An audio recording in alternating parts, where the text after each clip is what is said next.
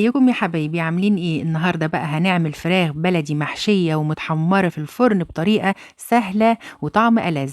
دوسي بقى اشتراك ويلا عشان نشوف عملناها ازاي. هنا عندي فراخ بلدي ما شاء الله كبيرة، مش شمورت، مغسولة ومنقوعة في مية وملح وليمون وخل ومعلقة طحينة. بعد كده هقفلها بخلة الأسنان، وهجيب بقى بصلة كبيرة مفرومة ناعم هنزل عليها بملح وفلفل، وهبدأ أعمل فيها بالشكل ده. وهجيب الفراخ وهبدأ بقى أتبل الفراخ بالبصل، وهدخل طبعا جوه الفرخة وتحت الجلد وعلى الجلد من بره. طبعا الخطوة دي اختيارية ولكنها جميلة بصراحة، بتفرق في طعم الفراخ لو مش حابينها عادي. بعد كده هحط الاسترتش على الفراخ وهاخدها في التلاجة لمدة ليلة كاملة أو 3 ساعات على الأقل لو مستعجلة. هبدأ بقى هنا أجهز الرز اللي هحشي بيه الفراخ. عندي حلة على النار، هنزل بمعلقة كبيرة من الزبدة، وبعد كده هنزل ببصلاية مفرومة ناعم. هبدأ أشوح فيها، أنا عايزة ريحة البصل بس تظهر، يتشوح مش ياخد لون. بعد كده هنزل بمعلقة من الثوم، هبدأ أشوح في الثوم برضو، وبعد ما يطلع ريحته كده ويتشوح هنزل بالقوانص.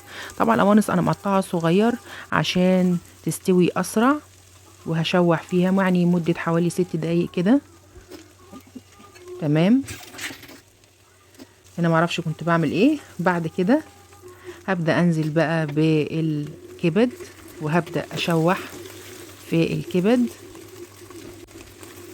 وبعد كده هنزل بقى بملح وفلفل اسود وكبابة صيني ورشة من الهيل مطحون. بعد كده هنزل بكوبايتين من الرز المصري مغسول ومتصفي، وهبدأ أشوح في الرز عشان يبقى مفلفل. كل ده طبعا على نار عالية. وبعد ما تشوح الرز هنزل بحوالي كوباية واحدة بس من المية، وهسيب الرز أنا عايزاه يستوي حوالي نص سوا مش أكتر.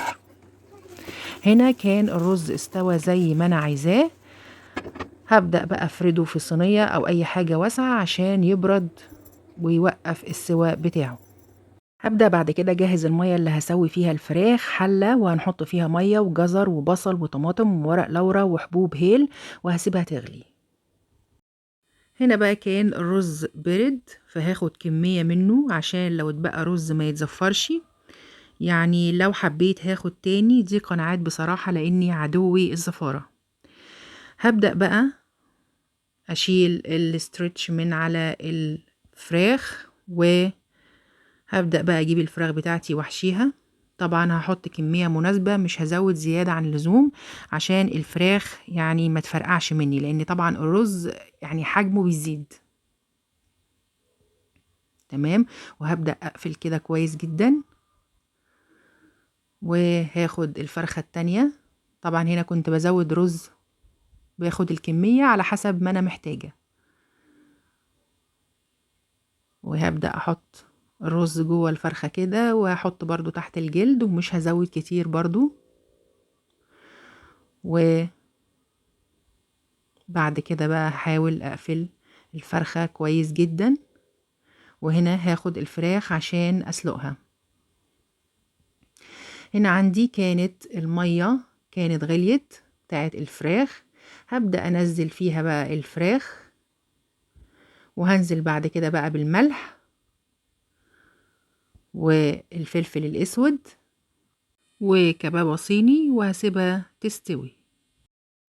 هنا الفراخ كانت اتسلقت، اخدت حوالي ساعة الا ربع. طبعا بيختلف الوقت على حسب حجم الفرخة بتاعتك. وهبدأ احط عليها صوص احمر انا ببقى عاملاه عشان الفراخ، وهنقلها في صينية تانية، وهكمل الصوص بالفرشة كده على الفراخ، بيدي لون حلو قوي للفراخ بصراحة.